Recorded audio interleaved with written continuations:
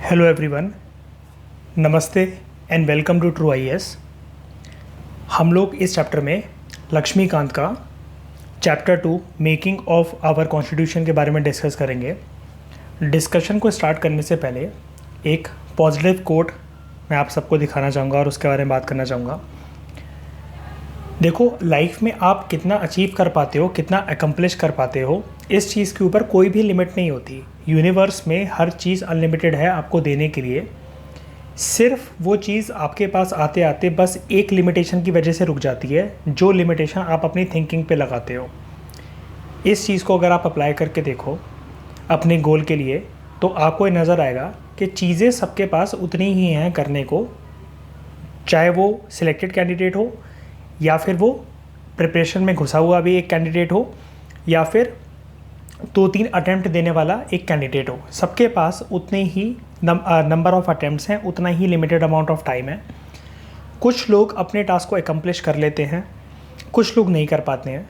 सिर्फ उसका एक सिंपल सा रीज़न होता है, अपनी मेंटल ब्लॉक जो है उसको ना तोड़ पाना। कई लोगों का कहने का मतलब है अपनी थिंकिंग को बहुत ही नैरो रख कर चलना प्रिपरेशन फेज़ में, कि मुझसे ये नहीं हो सकता, मुझसे वो नहीं हो सकता, ये चीज़ बहुत ज़्यादा टफ है। उस चीज़ का कभी भी सॉल्यूशन नहीं निकालना, कंप्लेंट करते रहना।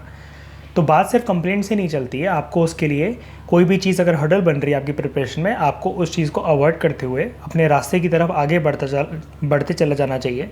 आपको सोचना चाहिए कि क्या हर्डल्स रिमूव हो सकते हैं, और उसको रिमूव करने के बाद आप अपने गोल की तरफ स्टेप बाय स्टेप बढ़ो। भले ही भागकर आप बहुत जल्दी अपने गोल को अटेन ना कर पाओ, लेकिन एक स्टेप आपको डेली रखना चाहिए। तो इस कोड को वाइंड अप करते हुए मैं आपको सिर्फ इतना बताना चाहूँगा, अपनी थिंकिंग के ऊपर आप लिमिटेशन मत लगाओ। किसी भी तरह के मेंटल ब्लॉक को आप डेवलप मत करो। मेंटल ब्लॉक अगर डेवलप हो गए हैं तो अपने आप के लिए आप पॉजिटिव एफर्मेशंस डेली बोला करो, डेली पॉजिटिव कोई चीज़ें लिखा करो, ताकि वो आपके सबकॉन्शियस माइंड में स्टोर हो जाए। हर चीज़ जो भी सुनते हो या फिर बोलते हो उसमें एक पॉजिटिविटी होनी चाहिए। परसेप्शन ऐसा होना चाहिए, आपका नज़रिया ऐसा होना चाहिए चीज़ों को देखने का कि नेगेटिव सिचुएशन से भी पॉजिटिव चीज़ें आप निकाल सको। ठीक है, तो अपने मेंटल ब्लॉक को तोड़ने का एक साफ सीधा रास्ता होता है, follow the path of meditation and accomplish whatever you want to by breaking the limitations and boundaries on your thinking. तो इसी के साथ अब हम लोग चैप्टर 2 को स्टार्ट करते हैं, जिसका नाम है making of the constitution, M Laxmikanth से। इस डिस्कशन की PDF नीचे आपको एक टेलीग्राम चैनल मिलेगा, उसको ज्वाइन कर आप वहाँ से डाउनलोड कर सकते हो। ये जो PDF यूज़ करी गई है, थोड़ा सा फॉर्मेट जो है लक्ष्मीकांत का लिखा तो वही हुआ है, बल्कि आपको ज़्यादा ही मिलेगा यहाँ पर, लेकिन थोड़ा सा फॉर्मेट चेंज इसलिए करना पड़ा कॉपीराइट के इशू की वजह से। और चीज़ें ऐड भी करनी थी, फ़ोटोज़ वगैरह, तो बार बार उसको कुछ बोलकर फिर फ़ोटो दिखाना, उसमें काफ़ी ज़्यादा टाइम लग जाता है। तो सारी पिक्चर्स इसी जगह पर एक कलेक्टिव डॉक्यूमेंट बनाकर यहाँ पर स्टोर कर दी गई है, और थोड़ा सा ऑर्गेनाइज तरीके में पॉइंट्स के बारे में बात करी हुई है, तो इसलिए आपको प्रेजेंटेशन कुछ ऐसी दिख रही है। ये पूरा का पूरा डिट्टो लक्ष्मीकांत ही है, एक्सप्लेनेशन को ज़्यादा इजी बनाया हुआ है, आपको एक्स्ट्रा पॉइंट ही मिलेंगे, कुछ भी गायब नहीं है यहाँ से। ठीक है, तो चलिए डिस्कशन स्टार्ट करते हैं।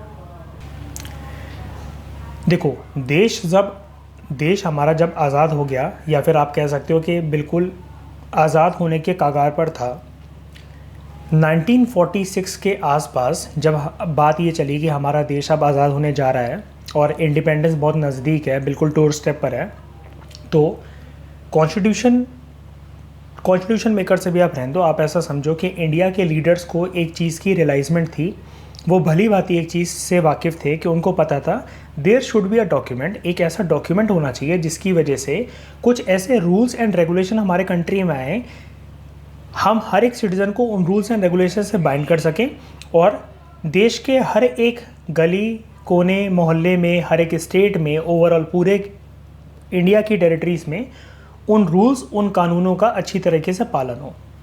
कहने का मतलब शॉर्ट में ये है, देश की आज़ादी आते आते एक कॉन्स्टिट्यूशन की नीड रियलाइज़ हुई हमें, एक कॉन्स्टिट्यूशन ऑफ इंडिया हमारा होना चाहिए। अब अगर मैं आपसे सिंपल बात करूं कि कॉन्स्टिट्यूशन का मतलब क्या होता है, कॉन्स्टिट्यूशन सिंपल ऐसे कुछ रूल्स एंड गाइडलाइंस होते हैं जिसके अकॉर्डिंग एक कंट्री को गवर्न करा जाता है। I repeat, constitution are those rules and regulations according to which a particular nation या फिर कंट्री इज गवर्न। ठीक है, जिन कानूनों से एक देश की व्यवस्था को चलाया जाता है, जो लिखे जाते हैं जिस किताब में वो कानून, उसको हम लोग कहते हैं संविधान कॉन्स्टिट्यूशन, ठीक है। तो ये तो बात हुई कि एक नीड आई कॉन्स्टिट्यूशन की, लेकिन इस नीड आने के मतलब ये जो एक फिनोमेना पैदा हुआ कि कॉन्स्टिट्यूशन एक रूल बुक ऐसे होनी चाहिए देश को चलाने के लिए, ये नीड के पीछे एक हल्की फुल्की एक स्टोरी, एक बैकग्राउंड है। तो हम देखते हैं कि ये डिमांड आई कैसे, कॉन्स्टिट्यूशन बनाया किसने, कैसे बना, इस चैप्टर में हम उसी के बारे में बात करेंगे। अब जो मैंने आपसे अभी बात करी कॉन्स्टिट्यूशन के बारे में, कॉन्स्टिट्यूशन की एक जो नीड जो पैदा हुई आज़ादी के साथ साथ, कॉन्स्टिट्यूशन को बनाने वाली बॉडी का जो नाम था वो था कॉन्स्टिट्यूएंट असेंबली, ठीक है। अगर आपसे कोई पूछे कि हमारा कॉन्स्टिट्यूशन किस बॉडी के द्वारा बनाया गया, तो आप कहोगे कॉन्स्टिट्यूएंट असेंबली के द्वारा, क्योंकि देखो उस टाइम पे पार्लियामेंट नहीं था। पार्लियामेंट जैसा जो टर्म था वो इतना यूज़ में नहीं था, इतना क्या मतलब बिल्कुल भी यूज़ में नहीं था। पार्लियामेंट जैसा जो टर्म था वो प्रचलित नहीं था, वो कहीं पर भी यूज़ में नहीं था। तो एक डिमांड उठी कि सबसे पहले तो एक कॉन्स्टिट्यूएंट असेंबली बनाई जाए, मतलब भारतीय संविधान सभा बनाई जाए, जो कि हमारे देश का इंडिपेंडेंट इंडिया का एक कॉन्स्टिट्यूशन को प्रिपेयर करेगी। ये जो आइडिया था कॉन्स्टिट्यूएंट असेंबली का, इसको सबसे पहले कि मतलब कॉन्स्टिट्यूएंट असेंबली जैसी कोई बॉडी होनी चाहिए इंडिया का कॉन्स्टिट्यूशन बनाने के लिए, इस आइडिया को सबसे पहले दिया गया 1934 में एक पर्सन के द्वारा जिनका नाम था एम एन रॉय, ठीक है। ये है M N Roy. M N Roy ने ही 1934 में कॉन्स्टिट्यूएंट असेंबली का आइडिया सबसे पहले प्रपोज करा था। एम एन रॉय थे कौन? एम एन रॉय देखो एक पायनियर थे, मतलब एक तरीके से जो किसी चीज़ को स्टार्ट करता है या फिर डायरेक्शन देता है, मार्ग निर्माता कहते हैं इसको हिंदी में। एक पायनियर थे इंडिया में कम्युनिस्ट मूवमेंट के, ठीक है। तो इंडिया में अगर आप कहो कि कम्युनिस्ट मूवमेंट जिस पर्सन ने स्टार्ट करी वो एम एन रॉय ही थे, और सेम पर्सन ने, एम एन रॉय ने ही सबसे पहली बार ये प्रपोज करा 1934 के अंदर कि एक ऐसी बॉडी हमारे देश में होनी चाहिए जो कि हमारा संविधान बना सके, हमारा कॉन्स्टिट्यूशन बना सके। इस बॉडी का नाम क्या होगा?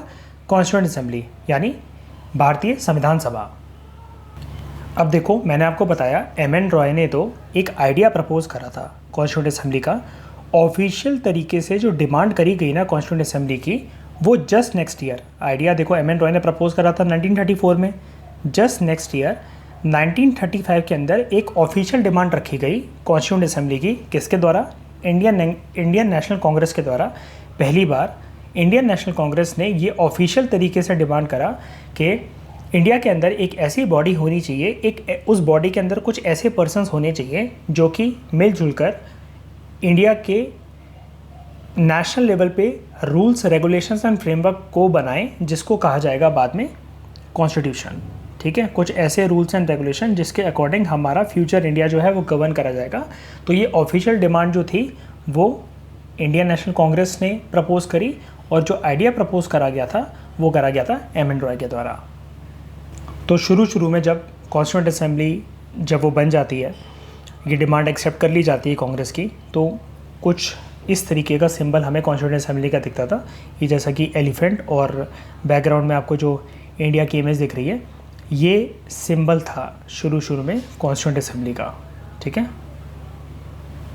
तो अगर हम लोग बात करें, जैसा कि मैं आपको बता चुका हूँ, पर्पस क्या था कॉन्स्टिट्यूएंट असेंबली का? इंडिया के लिए कॉन्स्टिट्यूशन को फ्रेम करना, ठीक है। इंडिया के लिए इंडियन कॉन्स्टिट्यूशन को फ्रेम करना। जवाहरलाल नेहरू ने जब कॉन्स्टिट्यूएंट असेंबली बन गई तो 1935 में जब ये official demand Indian national Congress ने एक्सेप्ट कर ली थी कि हाँ कॉन्स्टिट्यूएंट असेंबली जैसी बॉडी हम लोग बनाने जा रहे हैं, तो 1938 में 3 साल बाद जवाहरलाल नेहरू ने इंडियन नेशनल कांग्रेस के बिहाफ पर एक डिक्लेरेशन दी, मतलब कुछ स्टेटमेंट थी।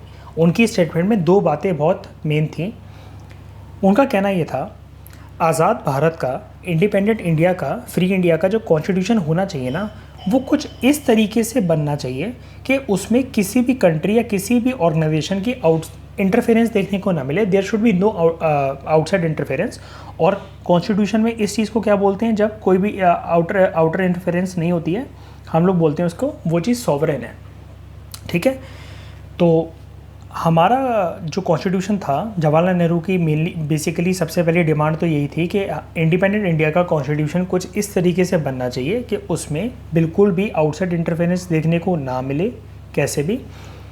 ये नंबर 1 फीचर। नंबर 2 फीचर जो उन्होंने अपने डिक्लेरेशन जो 1938 में जवाहरलाल नेहरू ने दी, वो बात ये थी कि जो कॉन्स्टिट्यूएंट असेंबली के जो मेंबर्स हैं उनका इलेक्शन होना चाहिए एडल्ट फ्रेंचाइज की बेसिस पे। एडल्ट फ्रेंचाइज क्या होता है कि जिसने भी वोटिंग एज जो है वो अचीव कर ली हो, शुरू में आपको पता है 21 years was a voting age, जो भी 21 साल का हो गया हो, and whosoever is not disqualified under any law, मतलब वो एलिजिबल है कम्प्लीटली वो सिटीज़न, तो हर किसी को वोट करने का अधिकार हो और चुनाव में खड़े होने का अधिकार हो, irrespective of religion, race, caste, sex और प्लेस ऑफ बर्थ। ठीक है, चाहे फिर वो मेल हो, फीमेल हो, किसी भी रीजन से आते हों, किसी भी रिलीजन से बिलोंग करते हों, किसी भी कलर के हों, किसी भी एथनिसिटी के हों, किसी भी कास्ट के हों, सबको वोटिंग राइट और इलेक्शन में खड़े होने का राइट मिलना चाहिए। और कॉन्स्टिट्यूशन को बनाने वाली बॉडी कॉन्स्टिट्यूंट असेंबली, उसमें भी जवाहरलाल नेहरू का ये मानना था कि इसमें इसी के यूनिवर्सल एडल्ट फ्रेंचाइज के प्रिंसिपल के बेसिस पे ही लोग आने चाहिए। ठीक है, जो इलेक्शन होना चाहिए मेंबर्स का कॉन्स्टिट्यूंट असेंबली के, वो होना चाहिए एडल्ट फ्रेंचाइज के बेसिस पे। ठीक है, जिसमें मतलब हर तरह के लोग हिंदुस्तान के अलग अलग कोनों से आए हुए हैं, जाति, धर्म, religion, race, caste, sex, place of birth, इनका क्राइटेरिया बिल्कुल भी ना हो इलेक्शन में। किसके इलेक्शन में? कॉन्स्टिट्यूंट असेंबली के मेंबर्स, कॉन्स्टिट्यूंट असेंबली के मेंबर्स का जो इलेक्शन होगा उसके क्राइटेरिया में। ऐसा मानना था किसका?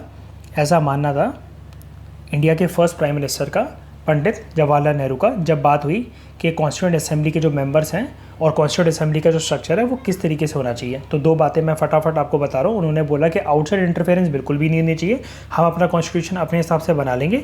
दूसरी कंट्रीज़, दूसरी जो ऑर्गेनाइजेशंस हैं, जैसे यूनाइटेड नेशन से पहले यूनाइटेड नेशंस को नाम था लीग ऑफ नेशंस या फिर ब्रिटिश कॉमनवेल्थ ऑफ नेशंस, ये सब हमें ना बताएं कि कॉन्स्टिट्यूशन कैसे बनाना है, हम अपने हिसाब से अपना बना लेंगे।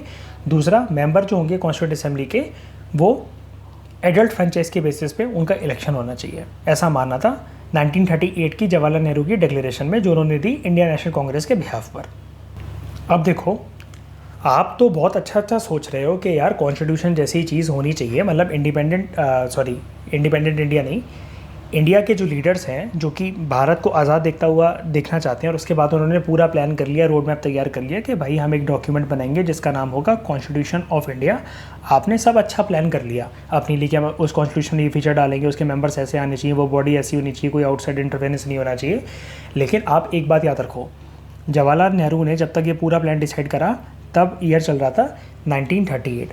देश हमारा आज़ाद होता है 1947 में, तो ऑलमोस्ट आप ये कह सकते हो कि 9 साल की जो बात थी, अभी भी मतलब देश आज़ाद होने में अभी भी 9 साल बाकी हैं, 9 साल की बात अभी टली हुई है देश को आज़ाद होने में। तो इंडियन नेशनल कांग्रेस ने तो प्लान पूरा बना लिया कि एक कॉन्स्टिट्यूंट असेंबली जैसी बॉडी होगी और वो बनाएगी एक डॉक्यूमेंट जिसका नाम होगा कॉन्स्टिट्यूशन ऑफ इंडिया। लेकिन अभी भी आपको इन सब कामों के लिए देश की आज़ादी से पहले मंजूरी लेनी पड़ती थी। किसकी मंजूरी? उसी पावर की मंजूरी जो इंडिया को कंट्रोल कर रहे थे उस टाइम पे। सिंपल लैंग्वेज में अगर मैं बोलूँ, ब्रिटिश पावर। आपको ब्रिटिश अथॉरिटी की, ब्रिटिश गवर्नमेंट की मंजूरी लेनी थी अगर आप ऐसा कोई भी डिसीजन करते हो। ठीक है, तो एक टर्म है, मतलब आप इसको एक कंसेप्ट समझ के आप समझ सकते हो, ऑगस्ट ऑफर ऑफ 1940। ये जो डिमांड थी इंडियन नेशनल कांग्रेस की कि कॉन्स्टिट्यूंट असेंबली होगी और एक वो कॉन्स्टिट्यूशन बनाएगी इंडिपेंडेंट इंडिया का, इसको फाइनली एक्सेप्ट कर लिया गया इन प्रिंसिपल, मतलब टोटल तरीके से थप्पा लगाकर। इन प्रिंसिपल मतलब एक तरीके से आप ये मान लो कि ब्रिटिश पावर की मोहर लग गई, इस पर थप्पा लग गया, और इसी चीज़ को कहा गया ऑगस्ट ऑफर ऑफ 1940। ठीक है, मतलब अगर आपसे कोई पूछे कि ऑगस्ट ऑफर 1940 क्या है, तो अभी देखो हम लोग मॉडर्न इंडियन हिस्ट्री तो डिस्कस नहीं कर रहे हैं, ठीक है, हम लोग पॉलिटी डिस्कस कर रहे हैं। तो पॉलिटी में अगर सिंपल सा अगर आपसे कोई पूछे कि ऑगस्ट ऑफर क्या था, ऑगस्ट ऑफर का कॉन्स्टिट्यूशन मेकिंग में क्या रोल रहता है, तो आप ये कहोगे इंडियन नेशनल कांग्रेस ने, ठीक है, जो प्रपोज करा था कि एक कॉन्स्टिट्यूंट असेंबली जैसी कोई बॉडी होनी चाहिए जो कि इंडिपेंडेंट इंडिया का कॉन्स्टिट्यूशन फ्रेम करेगी। इस चीज़ को जो एक्सेप्टेंस मिली, जो कि इंडियन लीडर्स ने सोचा था, अब देखो इंडियन लीडर्स ने सोचा था, वो अभी इसको अप्लाई थोड़ी ना कर सकते थे क्योंकि देश तो आज़ाद हुआ ही नहीं है। तो इंडियन लीडर्स ने जो सोचा था कि एक इंडियन नेशनल कॉन्स्टिट्यूंट असेंबली होनी चाहिए जो कि हमारे देश का कॉन्स्टिट्यूशन बनाएगी, इस चीज़ को थप्पा लगाकर जब मंजूरी मिल गई ब्रिटिश सरकार से, जो कि इंडिया को उस टाइम पे कंट्रोल कर रही थी, इंडिया अभी भी एक ब्रिटिश सब्जेक्ट था, एक ब्रिटिश कॉलोनी था अभी भी। टोटल तरीके से आज़ादी जो हमें मिलती है वो तो 1947 में मिलती है ना, ठीक है। तो तब तक जब ये इसको अप्रूवल मिल गया, इसके मंजूरी मिलने के प्रोसेस को हम लोग कहते हैं ऑगस्ट ऑफर ऑफ 1940। ठीक है, तो ये मैंने आपको बताया कि ऑगस्ट ऑफर ऑफ 1940 क्या है। देखो, उसके बाद हमारे कॉन्स्टिट्यूशन बनने के जो हम स्टेप्स और डायरेक्शन डिस्कस कर रहे हैं, उसमें एक इम्पॉर्टेंट ईयर आता है 1942। 1942 में होता क्या है, जो कि आपको स्क्रीन पर दिख रहे हैं, ये ब्रिटिश कैबिनेट के मेंबर थे जिनका नाम था सर स्टैफर्ड क्रिप्स। ठीक है, सर स्टैफर्ड क्रिप्स। आप यहाँ पर देखिए 1942 के अंदर एक क्रिप्स प्रपोजल आता है। एक ब्रिटिश कैबिनेट के मेंबर थे sir Stafford Cripps, member of the British cabinet. ये इंडिया आते हैं और एक ड्राफ्ट प्रपोजल लेकर आते हैं। मतलब आउटलाइन आप कह लो कि आउटले एक कि इस तरीके से कॉन्स्टिट्यूशन होना चाहिए हमारा। आपने तो इंडियन लीडर्स ने तो ये बोला और हमारी ब्रिटिश गवर्नमेंट का मानना ये है, तो एक ये अपना ड्राफ्ट प्रपोजल लेकर आते हैं ब्रिटिश गवर्नमेंट की ओर से कि किस तरीके से इंडिपेंडेंट कॉन्स्टिट्यूशन इंडिया का बनाया जाएगा। ये जो प्रपोजल लाया गया, इसको लेकर कौन आया? इस पर्सन का नाम था सर स्टैफर्ड क्रिप्स। ये ब्रिटिश कैबिनेट के मेंबर थे, एक तरीके से आप ये कह लो कि उधर के मेंबर ऑफ पार्लियामेंट थे और मिनिस्टर थे एक तरीके से, अगर कैबिनेट के मेंबर थे तो। और इसी प्रपोज़ल को कहा जाता है, जो ड्राफ्ट प्रपोज़ल आता है कि इंडिपेंडेंट इंडिया का कॉन्स्टिट्यूशन कैसे बनना चाहिए, ब्रिटिश गवर्नमेंट की तरफ से जो ये ड्राफ्ट प्रपोज़ल लेकर आता है ये पर्सन सर स्टैफर्ड क्रिप्स, इस प्रपोज़ल को कहा जाता है क्रिप्स प्रपोज़ल ऑफ 1942। मतलब इस प्रपोज़ल क्या होता है कि एक तरीके से कि भाई हमारा सुझाव ये है कि अगर आप जो कॉन्स्टिट्यूशन बनाओगे उसमें ये चीज़ें लिखना, उसमें ये चीज़ें लिखना। इंडियन लीडर्स ने अपनी बात बोली थी कि हम ये चाहते हैं ये चीज़ें डाली जाए कॉन्स्टिट्यूशन के अंदर। ब्रिटिश गवर्नमेंट की तरफ से जो प्रपोजल आया, ये जो पर्सन लेकर आया सर स्टैफर्ड क्रिप्स, इसने बोला कि हम ये चाहते हैं कि ये सारी चीज़ें हो। मतलब ये कोई डिस्प्यूटेड पॉइंट नहीं था, मैं ये नहीं कह रहा कि इस पर लेकर कोई विवाद हो गया था, लेकिन जो प्रपोजल ब्रिटिश गवर्नमेंट भेजती है अपना कि हमारे हिसाब से आप कॉन्स्टिट्यूशन ऐसे बनाओ, इसको कहते हैं हम लोग क्रिप्स प्रपोजल ऑफ 1942। सिंपल, ठीक है। उसके बाद देखो, ये जो सर स्टैफर्ड क्रिप्स होते हैं, ये हमारे इंडियन लीडर से मिलते हैं और उनको ड्राफ्ट प्रपोजल के बारे में बताते हैं। ठीक है, और सलाह मशवरा होता है, डिस्कशन चल रही होती है, सब कुछ चल रहा होता है। इसी बीच एक इम्पॉर्टेंट बात उठकर आती है। क्रिप्स प्रपोजल के अंदर एक इम्पॉर्टेंट शर्त रखी गई थी। इंडियन लीडर से ये बोला गया, जब इन पर्सन की मुलाकात हुई इंडियन लीडर्स के साथ, तो उसमें ये बोला गया कि इंडिपेंडेंट इंडिया का जो कॉन्स्टिट्यूशन होना चाहिए ना, हमारा जो कॉन्स्टिट्यूशन होगा, उन्होंने बोला आप बना लो इसको, हमें कोई आपत्ति नहीं है। सेकेंड वर्ल्ड वॉर के बाद बनाना आप अपना कॉन्स्टिट्यूशन, अभी मत बनाओ। ये इंपॉर्टेंट एक शर्त रखी गई कि हम आपको आज़ादी दे रहे हैं। देखो, कॉन्स्टिट्यूंट असेंबली बनेगी, कॉन्स्टिट्यूंट असेंबली हमारा कॉन्स्टिट्यूशन बनाएगी। ये किसका मानना था?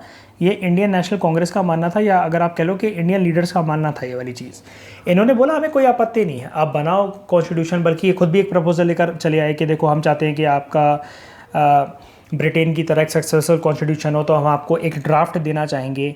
इन्होंने बोला करो, हम आपकी कोई इंटरफेरेंस नहीं करेंगे आपके कॉन्स्टिट्यूशन में।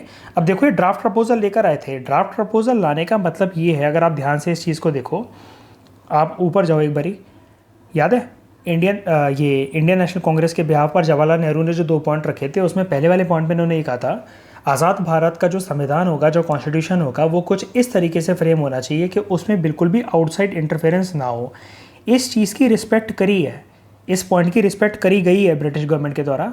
कैसे बोल सकते हैं हम ये वाली बात? क्योंकि देखो, ये जो प्रपोजल लेकर आए हैं, ड्राफ्ट प्रपोजल लेकर आए हैं, कोई चीज़ इंडियन लीडर्स पे थोपी नहीं गई है। सिर्फ एक शर्त रखी गई है क्रिप्स प्रपोजल के अंदर कि इंडियन लीडर से बोला गया, भैया आप अपना कॉन्स्टिट्यूशन बना लेना, हमें कोई आपत्ति नहीं, आपको जैसे बनाना बना लेना। शर्त सिर्फ ये थी, सेकेंड वर्ल्ड वॉर के बाद बनाना, क्योंकि अभी इनको क्या था कि इंडियन सोल्जर्स की ना हेल्प चाहिए थी बहुत ज़्यादा। इनकी एक तरीके से ना बैंड बजी पड़ी थी। और आपको एक बात बताऊँ मैं, सेकेंड वर्ल्ड वॉर अगर नहीं होता ना, तो ये इतनी आसानी से जाते भी नहीं छोड़कर। देखो, वर्ल्ड वॉर 1 ने काफ़ी ज़्यादा हालत वैसी ख़राब कर दी थी ब्रिटेन की। ब्रिटेन के पीछे एक तरीके से जो एक्सेस पावर्स जो थी, जो अपोजिशन पावर्स थी, वो पीछे पड़ी हुई थी ब्रिटेन और ब्रिटेन के ग्रुप्स के साथ, जो कि थी अलाइड पावर्स। तो अलाइड और एक्सेस के बीच में ही सेकेंड वर्ल्ड वॉर चल रहा था। ठीक है, allied power versus axis power, इनके बीच में चला सेकेंड वर्ल्ड वॉर। तो एक्सेस पावर सबसे ज़्यादा जिससे बदला लेना चाहती थी, उनमें से एक पावर थी ब्रिटेन, जिसको एक्सेस पावर ने ये सोच लिया था हम पूरी तरीके से इसको तबाह करेंगे। वर्ल्ड वॉर वन ने तो वैसे ही कमर तोड़ कर रख दी थी, रीढ़ की हड्डी तोड़ दी थी ब्रिटेन की। वर्ल्ड वॉर टू की वजह से क्या हुआ कि ब्रिटेन पे ना पैसों का एक तरीके से संकट आ गया, क्योंकि देखो ब्रिटेन ने बड़ी सारी कंट्रीज़ को गुलाम बना कर रखा हुआ था, जैसे इंडिया हो गया, इंडोनेशिया हो गया, साउथ एशिया और साउथ ईस्ट एशिया की बड़ी सारी जो कॉलोनीज़ हो गई, और इवन अफ्रीका। तो ब्रिटेन को अपनी कम से कम 100-150 कॉलोनीज़ जो थी वो मेंटेन करनी पड़ती थी। ऊपर से वर्ल्ड वॉर भी लड़ना है, वर्ल्ड वॉर वन वो लड़ चुका है, वर्ल्ड वॉर टू भी लड़ने का एक संकट पैदा हो गया। तो आप ये कह लो कि एक तरीके से जो वर्ल्ड वॉर हुआ ना, वो एक सही चीज़ साबित हुई इंडिया के लिए। कैसे? क्योंकि उससे ब्रिटेन की जो पावर थी, जो इकॉनमी थी, वो कमज़ोर पड़ गई। ब्रिटिश पार्लियामेंट जो था, वहाँ के एमपीज़ ना ब्रिटेन की सरकार पे दबाव डालने लगे, क्यों कॉलोनीज़ मेंटेन कर रहे हो, क्यों इतना खर्चा कर रहे हो, क्यों उनको आज़ादी दे नहीं देते हो, सेकेंड वर्ल्ड वॉर में क्या कर लोगे इतना पावरफुल बनकर, अपनी प्रेस्टीज बताओ, इतना खर्चा जो तुम कर रहे हो पाउंड में, वो तुम्हें कॉलोनीज़ भी मेंटेन करना है, फिर और पाउंड्स को खर्च करके तुम्हें वर्ल्ड वॉर टू में एक सक्सेसफुल साबित होना है, ठीक है। तो इतना खर्चा आएगा कहाँ से, इतना पैसा आएगा कहाँ से? इस दबाव के चलते ब्रिटेन ने क्या करा, एक के बाद एक करके कंट्री को आज़ाद करते हुए चला गया, और उसी बीच में नंबर आ गया इंडिया का, इसलिए इंडिया आज़ाद हो जाता है एकदम से, ठीक है। तो आप ये कह लो कि वर्ल्ड वॉर टू एक अच्छा पॉइंट था, एक अच्छा सिंबल था इंडिया की आज़ादी में। वर्ल्ड वॉर टू ने ब्रिटेन को जो कमज़ोर बनाया, वो एक आप कह सकते हो कि स्टेपिंग स्टोन था, एक मतलब सीढ़ी का एक कदम था इंडिया की आज़ादी में। ऐसा क्वेश्चन मेंस में पूछा जा सकता है, याद रखना, ठीक है। मैंने आपको एनालिसिस इसका दे दिया। तो अभी तक हमने इतना पढ़ा कि क्रिप्स प्रपोजल ने एक शर्त रखी कि हमें कोई आपत्ति नहीं है, आप अपना इंडिपेंडेंट कॉन्स्टिट्यूशन बना लो, लेकिन सेकेंड वर्ल्ड वॉर के बाद बनाना। ये क्वेश्चन पूछा जा सकता है स्टेट पीएससीज में या फिर प्रीलिम्स की स्टेटमेंट में, किसी ने अलग अलग एग्जाम्स में, कि किसने ये शर्त रखी थी कि सेकेंड वर्ल्ड वॉर के बाद इंडियन लीडर्स कॉन्स्टिट्यूंट असेंबली बनाएं और अपना इंडिपेंडेंट कॉन्स्टिट्यूशन बनाएं, लेकिन सेकेंड वर्ल्ड वॉर के बाद होना चाहिए। ये ऐसी शर्त किसने रखी थी? तो आप कहोगे ये शर्त रखी गई थी 1942 में, जो क्रिप्स प्रपोजल आया था उसने रखी थी ऐसी शर्त। अब देखो होता क्या है, नेक्स्ट पॉइंट में जो बताया गया है, कोई भी जब अच्छी चीज़ होने जा रही होती है ना, एक मनुष्यत हमेशा या फिर एक मनुष्य पर्सन बीच में ज़रूर होता है टांग अड़ाने के लिए। आपके घर में भी होगा, आपके परिवार में भी होगा, आपके लाइफ में भी होगा, आपने ऐसे देखे भी होंगे। अगर आपने ऑब्जर्व नहीं करा होगा या फिर एक्सपीरियंस नहीं करा होगा तो ऑब्जर्व डेफिनेटली करा होगा आपने, ठीक है। कोई भी जब अच्छा काम जाने हो रहा होगा ना, पूरे भीड़ में एक मनुष्यत ज़रूर होती है, एक पर्सन की फॉर्म में या फिर एक मतलब राय देने वालों की फॉर्म में। ऐसा नहीं करो, ऐसा कर लो, इससे ऐसा हो जाएगा, इसको ऐसा मत करो, ठीक है। अच्छा वाला सब कुछ चल रहा था, एक स्टेपिंग स्टोन चल रहा है। जो हम डिस्कस करने जा रहे हैं उसका कुछ मेजर इम्पैक्ट नहीं हुआ, लेकिन एक बाद में एक बहुत बड़ा आउटकम ज़रूर निकला इसका। मैं बात कर रहा हूँ मुस्लिम लीग की। सब कुछ अच्छा चल रहा था, परमिशन मिल गई, सेकेंड वर्ल्ड वॉर का ख़त्म होने का वेट ही तो करना था, इससे ज़्यादा क्या करना था। क्रिप्स के जो प्रपोजल थे कि सेकेंड वर्ल्ड वॉर के बाद ये आप इंडिपेंडेंट कॉन्स्टिट्यूशन वगैरह बना सकते हो, तो मुस्लिम लीग जो थी, मुस्लिम लीग ने बोला हम भाई इस चीज़ को रिजेक्ट करते हैं। मुस्लिम लीग की आ गई मनुष्यत, हम इस चीज़ को कर रहे हैं रिजेक्ट, क्योंकि हम चाहते हैं इंडिया जो है ना वो डिवाइड होना चाहिए। डिवीज़न देखना, दो तरीके से बात इन्होंने करी। हम चाहते हैं कि दो अलग इंडिपेंडेंट ऑटोनॉमस कंट्रीज़ बने, एक का नाम हो India which will be the land for Hindus, and Pakistan which will be the land for Muslims. ऐसा मुस्लिम लीग का बोलना था। दूसरा उन्होंने बोला कि जब दो ऑटोनॉमस स्टेट्स अगर बनी रहे हैं तो दो सेपरेट कॉन्स्टिट्यूंट असेंबलीज भी बननी चाहिए, एक इंडियन कॉन्स्टिट्यूंट असेंबली, एक Pakistani constituent assembly. Indian constituent assembly क्या करेगी? इंडिया के लिए कॉन्स्टिट्यूशन बनाएगी। पाकिस्तानी कॉन्स्टिट्यूंट असेंबली क्या करेगी? पाकिस्तान के लिए कॉन्स्टिट्यूशन बनाएगी, ठीक है। तो ऐसा बोलना था मुस्लिम लीग का, मतलब अच्छा भला सबको सिनेरियो चलते हुए जो बीच में एक टांग अड़ाई, जो एक अड़ंगी पैदा करी, वो करी मुस्लिम लीग ने, जिसका ये मानना था कि दो इंडिपेंडेंट कंट्रीज़ क्रिएट होनी चाहिए। हम रिजेक्ट करते हैं क्रिप्स प्रपोजल की डिमांड को, इंडिया का इंडिपेंडेंट कॉन्स्टिट्यूशन होना चाहिए। हमें कॉन्स्टिट्यूशन इंडिया का नहीं चाहिए, हमें खुद का कॉन्स्टिट्यूशन चाहिए, खुद का एक कंट्री चाहिए, पाकिस्तान नाम से कंट्री चाहिए, पाकिस्तान कॉन्स्टिट्यूंट असेंबली होनी चाहिए। ऐसा मुस्लिम लीग का बोलना था। इनकी एक शिकायत थी जो उन्होंने क्रिप्स प्रपोजल तक अपने पहुंचाई। सर स्टैफर्ड क्रिप्स को उन्होंने बोला कि ब्रिटिश सरकार को, ब्रिटिश हुकूमत को ऐसा करने के लिए बोलो। और बाद में जैसा कि आप जानते हो, बाद में हुआ क्या कि दो सेपरेट कंट्रीज़ डेफिनेटली बनी, है ना। मुस्लिम लीग अपनी पोजीशन से डगमगाया नहीं बिल्कुल भी, और बाद में जाकर इंडिया और पाकिस्तान जो हुआ, दो ऑटोनॉमस स्टेट्स बने, बंटवारा उनका हुआ, और दोनों कंट्रीज़ के इंडिपेंडेंट कॉन्स्टिट्यूशन बने और रिश्तों में बहुत ज़्यादा तनाव भी आया बाद में पार्टीशन के टाइम पे दोनों साइड से, both India and Pakistan. Next और फाइनल इम्पॉर्टेंट स्टेप जो आता है इंडिया के कॉन्स्टिट्यूशन को बनाने में, तो वो होता है कैबिनेट मिशन। कैबिनेट मिशन, जैसा कि मैंने अभी आपको बोला जस्ट, कि एक ये फाइनल स्टेप था, फाइनल सीढ़ी का कदम था। It was the final step in the making of the constituent assembly.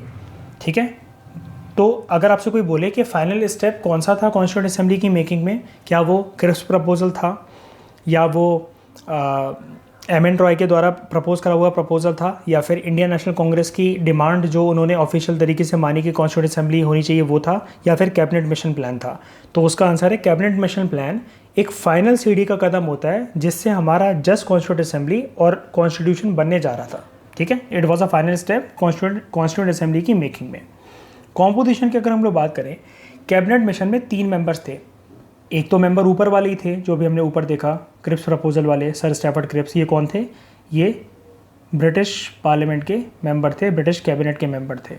ठीक है, एक इसमें से थे सर स्टैफर्ड क्रिप्स, दूसरे थे लॉर्ड पीथिक लॉरेंस, तीसरे थे ए.वी. अलेक्जेंडर। ये इंपॉर्टेंट है नाम काफ़ी ज़्यादा। ठीक है, फैक्चुअल अगर पेपर आया पॉलिटी का तो उसमें आप जानते हो फर्स्ट यूनिट है लक्ष्मीकांत की, वो काफ़ी इंपॉर्टेंट है और वो फैक्चुअल है, तो उसमें एग्जामिनर आपको ये दे सकता है अलग अलग नाम। तो आपको नाम याद रखने चाहिए कि कैबिनेट मिशन में जो 3 मेंबर्स आते हैं, कैबिनेट मिशन का जो पार्ट थे जो 3 मेंबर्स, उनका नाम था लॉर्ड पीथिक लॉरेंस, दूसरे सर स्टैफर्ड क्रिप्स, तीसरे ए.वी. अलेक्जेंडर, जैसा कि आप यहाँ पर इस इमेज में देख सकते हो। ये मुस्लिम लीग के जो लीडर हैं मोहम्मद अली जिन्ना, इनके साथ खड़े हुए हैं तीनों मेंबर्स। ठीक है, ये इंडिया में कब आते हैं? 24 मार्च 1946 को ये इंडिया में आते हैं और इनके द्वारा जो प्लान पब्लिश करा जाता है कॉन्स्टिट्यूशन किस तरीके से होना चाहिए, कैसा होना चाहिए, सारे के सारे ग्रुप्स और जो बॉडीज़ हैं हमारे देश में, अलग अलग डाइवर्सिटी के लोग हैं, कॉन्स्टिट्यूशन से किसी को आपत्ति नहीं होनी चाहिए, ये जो पूरा प्लान था जब ये इंडिया में आए 24 मार्च 1946 को, उससे 2 महीने बाद, ऑलमोस्ट मोटा मोटी 2 महीने बाद 16 मई 1946 को इनके द्वारा प्लान पब्लिश करा गया। कैबिनेट मिशन ने अपना प्लान पब्लिश करा।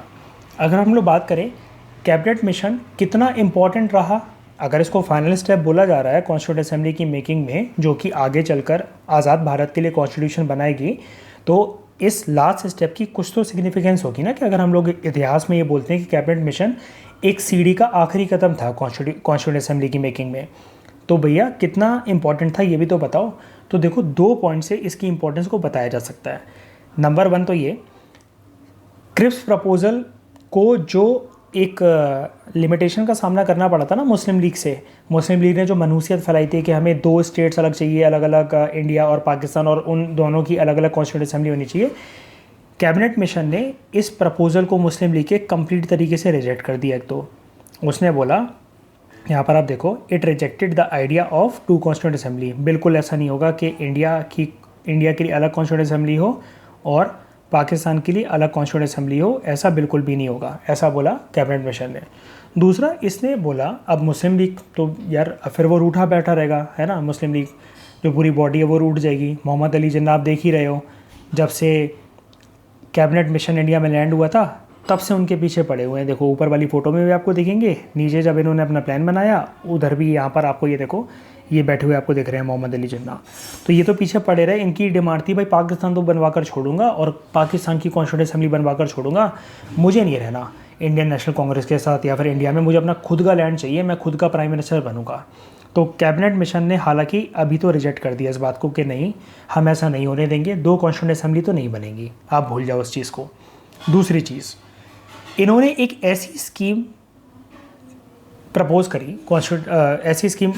कॉन्स्टिट्यूंट असेंबली के लिए जिससे मुस्लिम लीग, मतलब कुल मिलाकर आप कह सकते हो कि 19-20, मतलब 19-20 का अंतर रह गया था, लेकिन सेटिस्फाई हो गई मुस्लिम लीग उससे। इट मोर और less satisfied the Muslim league.